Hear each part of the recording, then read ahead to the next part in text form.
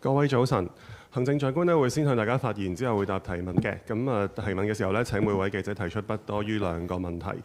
先請行政長官。早晨，大家好。今日同大家講兩件事。第一件呢，就係香港同內地省市嘅融合同埋合作。香港同內地全面通關以嚟，我同司局長多次到內地不同嘅省市去訪問，積極同埋各省市去加強溝通、聯繫同埋合作交流，以實際嘅行動積極推動香港積極融入國家發展大局。內地不同嘅省市亦都頻繁咁嚟到香港訪問交流，充分實踐合作共融。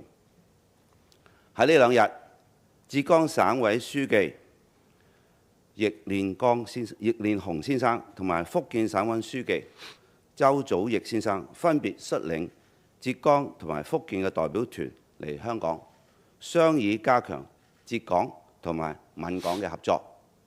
我熱烈歡迎佢哋嚟香港。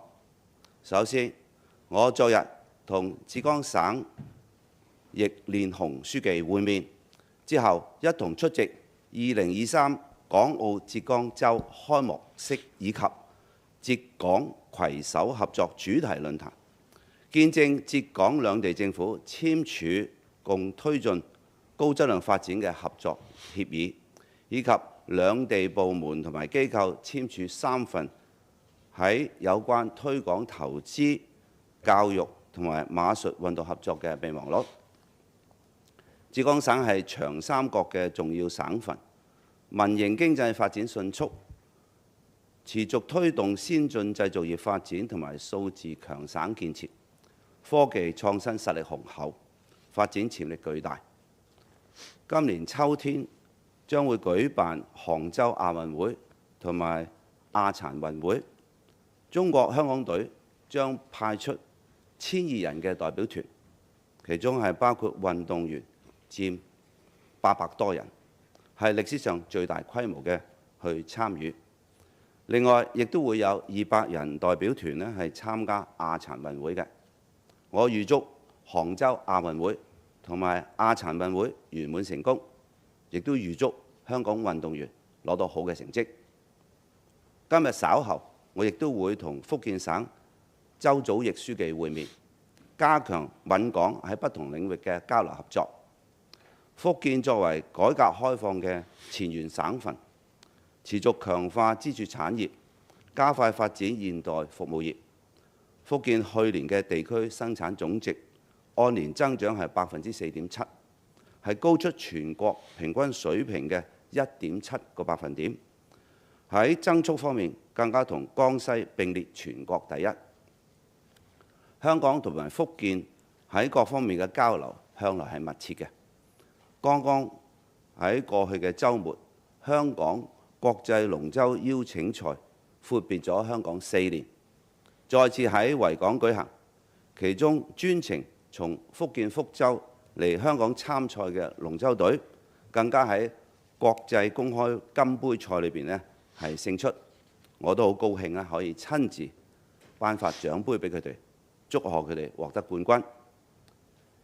2015年，香港同福建共同成立咗閩港合作會議機制，到而家已經舉行咗3次會議，推動兩地嘅交流合作。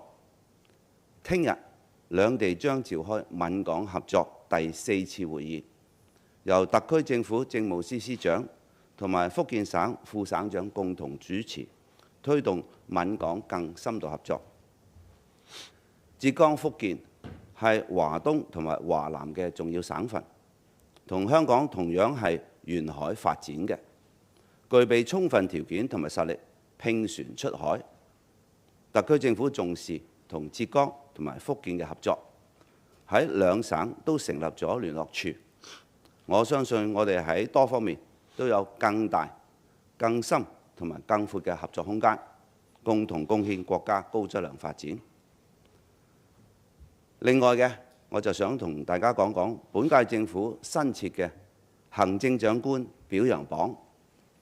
為咗加強公務員團隊嘅建設，我喺去年發表嘅施政報告提出要優化公務員嘅管理制度，推出行政長官表揚榜，定期公開表揚優秀而且具示範作用嘅公務員團隊或者人員。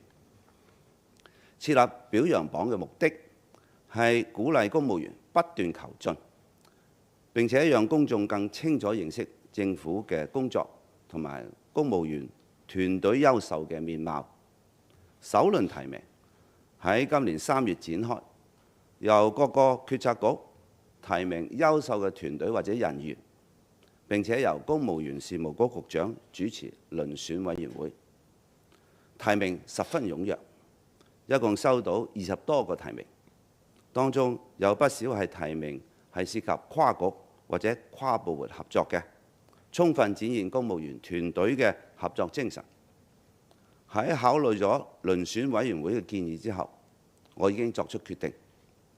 我而家宣布，第一屆行政長官表揚榜嘅得獎者係喺土耳其地震災區協助搜救工作嘅香港特別行政區救援隊。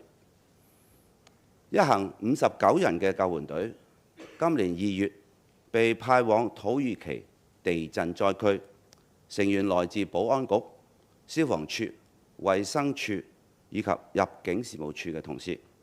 佢哋臨危受命，帶同2隻搜救犬以及約8噸重嘅救援工具，深入災區。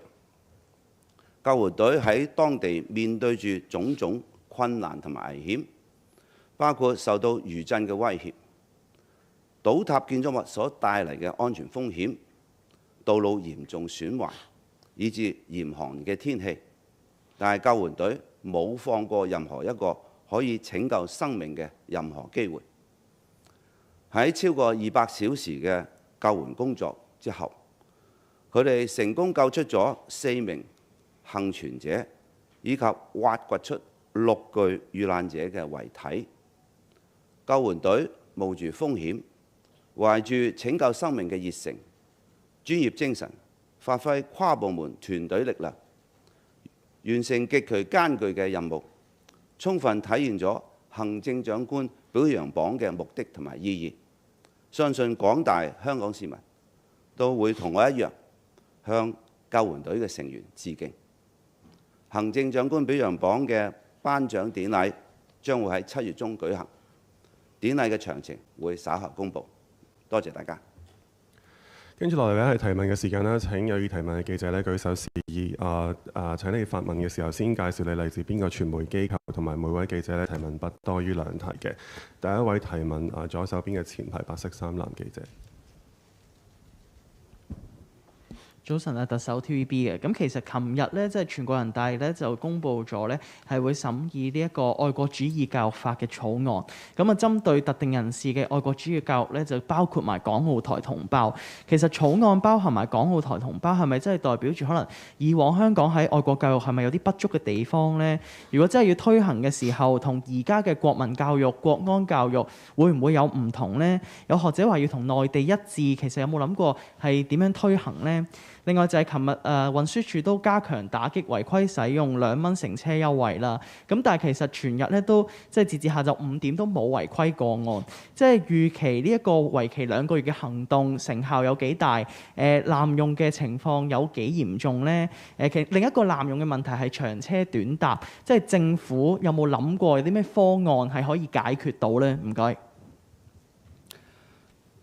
我係非常支持愛國主義教育嘅，因為愛國主義教育呢係有助於我哋香港去建立弘揚愛國愛港為核心與一國兩制相適應嘅主流價值觀嘅。呢個主流價值觀喺7·1重要講話裏邊所提出嘅，我亦都非常支持同埋認同我哋建立呢一個主流嘅價值觀。喺愛國主義教育方面，其實香港亦都做咗大量嘅工作，包括我哋嘅中國歷史，以及維護國家安全，我哋嘅香港國安法嘅教育等等，以及認識國家政策、國民教育、推動我哋嘅青年人、學生去訪問內地不同嘅地方省市，都係去推動愛國主義教育，認識國家嘅發展同埋政策，亦都推動兩地人民交流，認識我哋中華文化。咁所以喺香港所做嘅一切，其實同愛國主義教育呢係非常適應嘅。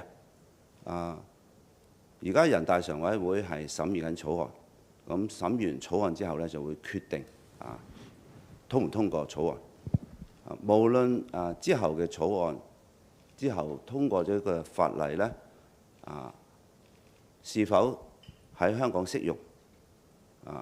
當然香港是否去實施呢，係會經過基本法第18條嘅規定，係會係諮詢香港基本法委員會以及香港特區政府嘅意見，先由人大常委會決定嘅。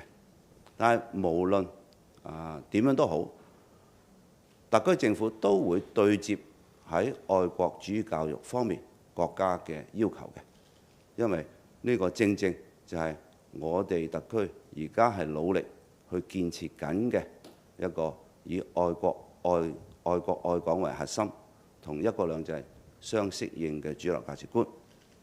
而我哋而家嘅國民教育、愛國主義教育呢，都已經喺我哋不同嘅課程裏邊呢係包含咗嘅，所以我哋係對接呢方面嘅要求呢，會係容易嘅。而且我睇到喺今次草案裏邊呢嘅條文提出一點，亦都同香港嘅實際情況呢係好配合嘅，因為佢講明愛國主義教育應當把弘揚愛國主義精神與擴大對外開放結合起來，堅持理性、包容同埋開放嘅，亦都尊重各個歷史特點同埋文化傳統，借鑑吸收人類一切優秀文明成果。香港作為一個國際城市，亦都係一個開放同埋包容嘅城市。咁所以我哋一切嘅做法，包括愛國主義教育，以及同外國高度聯繫，同埋大家包容開放呢一個目標，同現在喺人大常委會正在審議嘅草案呢係一致嘅。另外有關於我哋打擊濫用2蚊乘車優惠呢一個措施呢，我哋係高調去打擊嘅。個目的係有兩個，第一當然係阻嚇，第二呢亦都係非常重要嘅係教育。因為通過我哋今次高調嘅行動呢，相信絕大部分嘅市民佢都明白，第一不可能濫用，第二絕大部分市民亦都係守法嘅。我哋希望係經過呢一個行動呢，去強調濫用嘅嚴重性，佢違反法律可能帶嚟嘅後果。呢個教育嘅作用呢係重要嘅。第二呢，我哋都希望通過今次嘅打擊手法呢，令到市民知道係會有執法嘅，咁知道有法律效果，咁呢個有阻嚇作用。當然喺我哋今次嘅高調打擊嘅行動之後呢，我哋亦都會不時有突擊檢查，會係喺不預告之下會突擊檢查嘅。呢個亦都係慣性喺我哋執法方面係用嘅一個措施嚟嘅。咁但係我會相信絕大部分嘅市民呢都係奉公守法嘅。咁我哋希望用教育嘅手段配合埋我哋嘅執法手段呢，等大家唔好濫用。另外，我哋對於整個制度方面點樣去確保佢係用得其所呢？呢個我哋係會做研究分析。但係目前嚟講呢，我相信個優先呢就係令到市民唔好濫用，特別嗰啲係以為可以唔會俾捉到嘅，我哋會經過今次嘅行動呢，等佢哋明白問題嘅嚴重性。下一位提問嘅記者，左手邊後排嘅女記者。Thank you. Two questions from RTHK.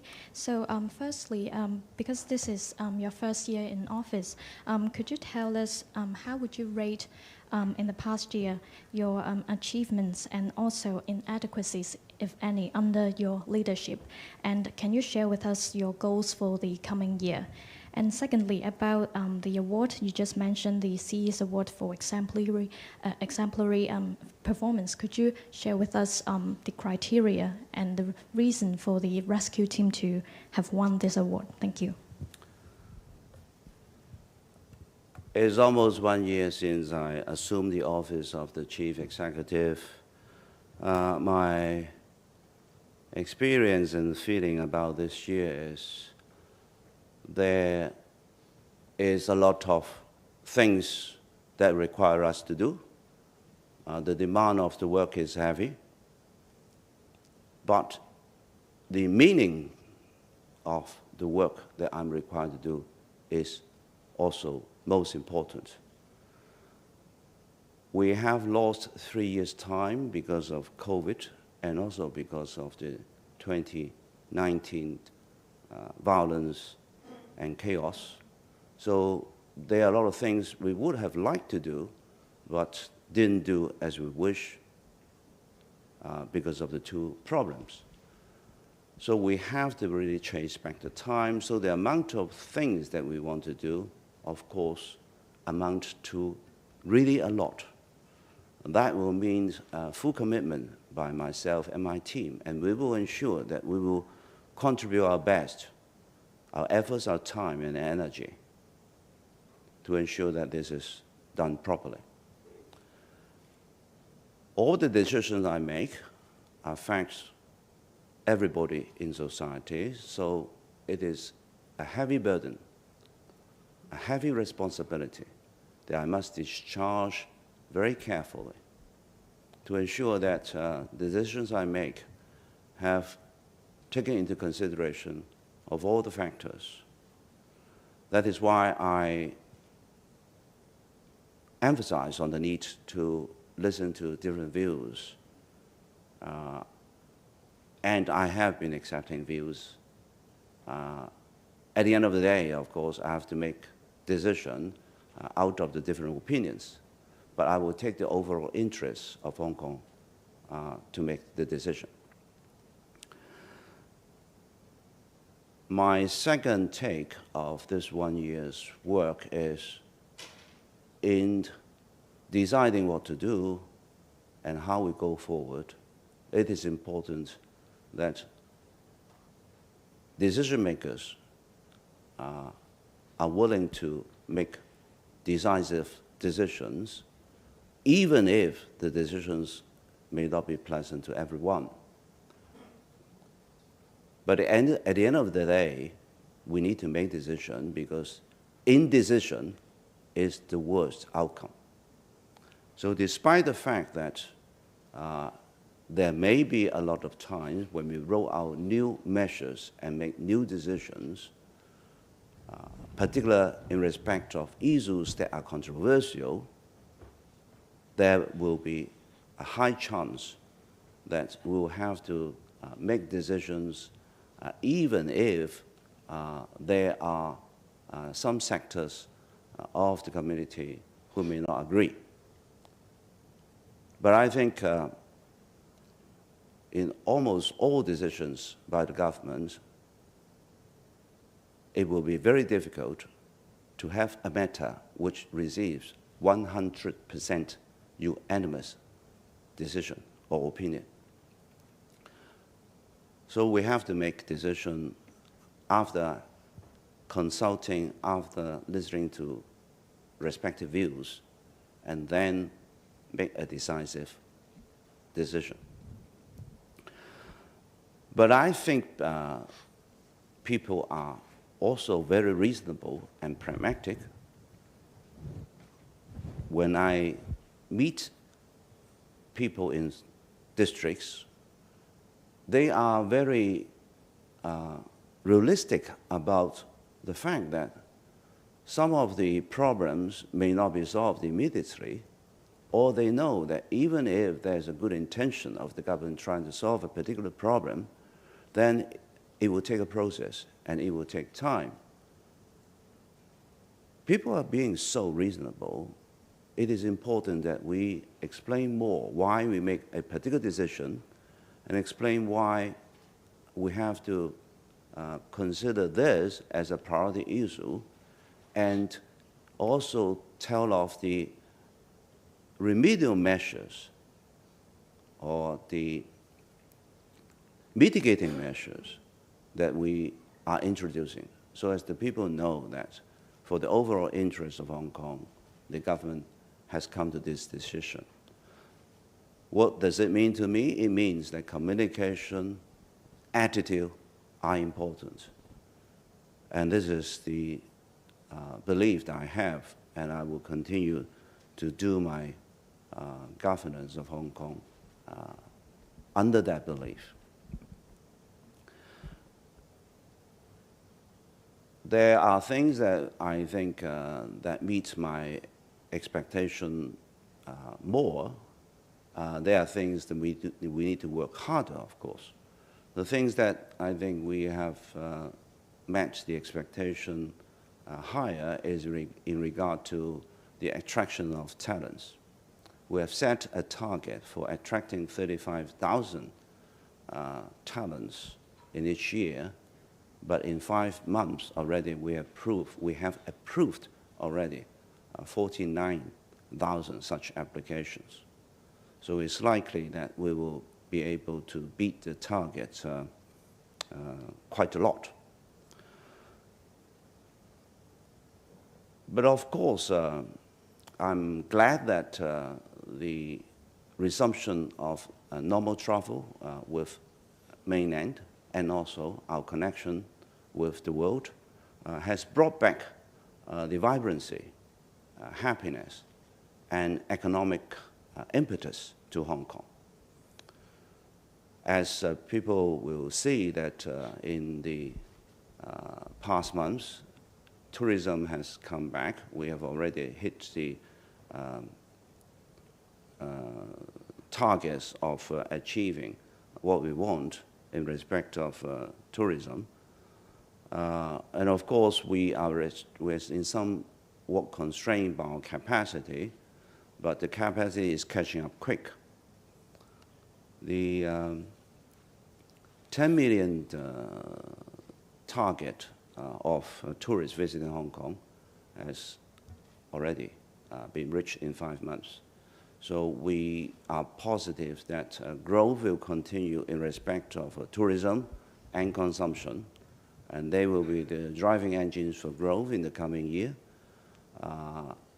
We are optimistic that this year it will be a positive growth between 3.5 to 5.5%, which reversed the contraction of last year.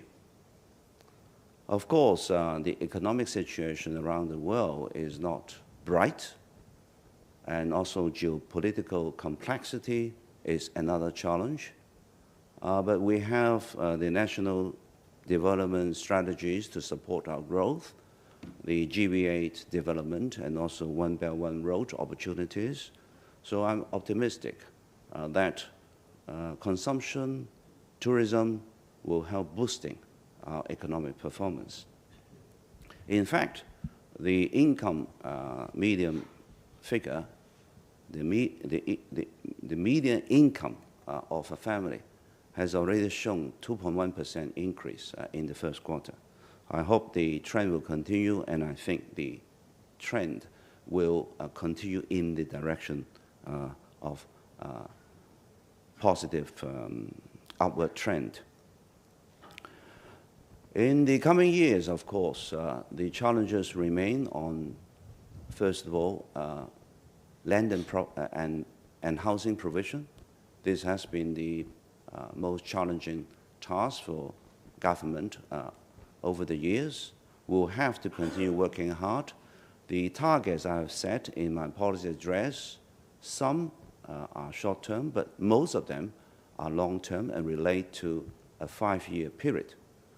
we have set various targets. We are progressing, I think, in general, positively in respect of all the things that we have promised to do. Also, I think we need to do more to open up opportunities for Hong Kong's economic development. So we have to work hard to tell the world of Hong Kong's opportunities. I will be making visits overseas together with Hong Kong delegations. So these are things that we'll be working hard. And of course, developing local talents, developing their skills so that the local workforce will be more equipped and more trained will be another target of the government in the coming period of time.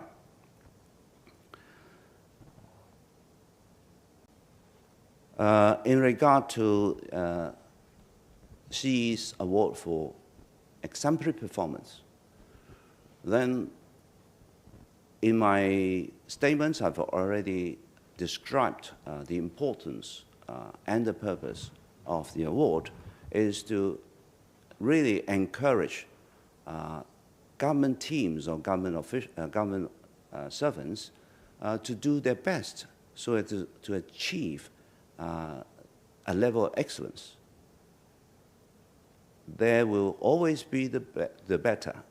There will never be the best. But it is important they will act in accordance of a belief of continuous improvement and with the goal of always striking for excellence. I will use the awardees as examples to tell the civil service what are the things I want them to do. So if it is through awarding to the actual team whose work will tell the exemplary stories of what I would like to promote and I would like the civil service to subscribe to and work to. So it is a level of excellence that I want them to take as their day-to-day culture and doctrine. The selection committee, of course, sets high standards, and this includes a level which beyonds general standard. It means a high level of cooperation. It means an attitude for doing beyond what is just basically required. So these are all standards that will be taken into consideration in looking at the cases. But the cases will be judged based on its own merits and based on the circumstances at the time. 時間關係咧，我哋解答今日最後一位記者嘅提問嘅，睇睇有冇記者有提問。左手邊前排嘅女記者。司好，鳳凰衛視。咁有兩條問題，一方面啦，就係嚟緊7·1啦，特區政府有唔少嘅呢個免費活動啦，同時都會推動呢個開心香港嘅。咁有冇見到其實喺拉動內需呢方面咧有一個成效咧？咁另一方面咧就係其實近排咧時不時都會有一啲持刀傷人嘅案件啦。咁有唔少嘅市民其實都喺度呼籲話做翻一個刀具管制啦。咁有冇考慮去推出相應嘅措施？唔該。首先係喺開心香港不同嘅活動，包括我哋所推動嘅本地消費以及我哋喺不同嘅墟市所舉辦嘅不同嘅活動咧，睇到市民咧好踴躍、好支持，亦都喺過程裏邊咧，佢哋係表現得係開心亦都令到每一次特別喺假期嘅期間咧，佢哋可以揾到一啲好去嘅地方。大家都享受同埋滿意嘅一啲活動，對於消費係的確係提振嘅作用。咁我剛才都講，我哋最主要嘅兩大支撐係會係旅遊業同埋本地消費。咁喺我哋加上消費券嘅派發，我哋睇到咧係提振經濟咧係有積極嘅作用嘅。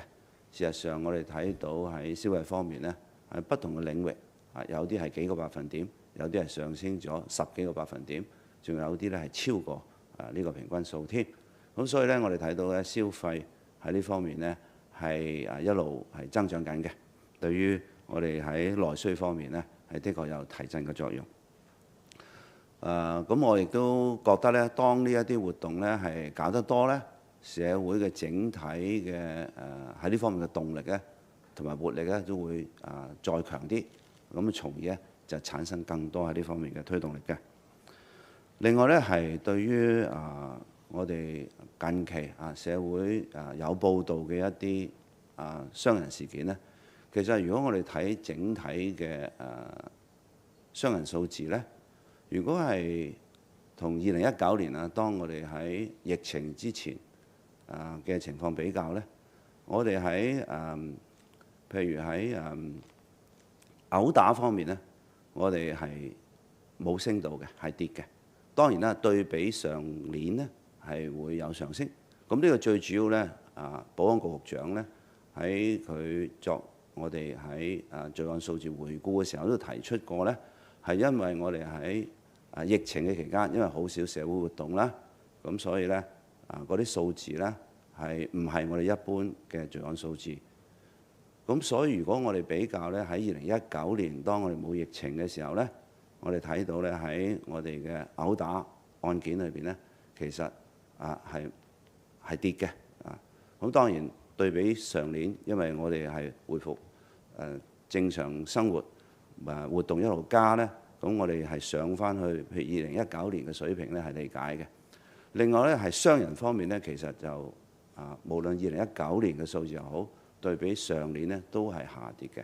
咁即係話的確喺呢方面我哋係唔需要太擔心。但係我都明白啦，因為近期有幾宗係受到關注嘅個案啦。咁喺傳媒報導方面呢，大家的確呢係對於呢一類案件呢係特別關心同埋敏感嘅。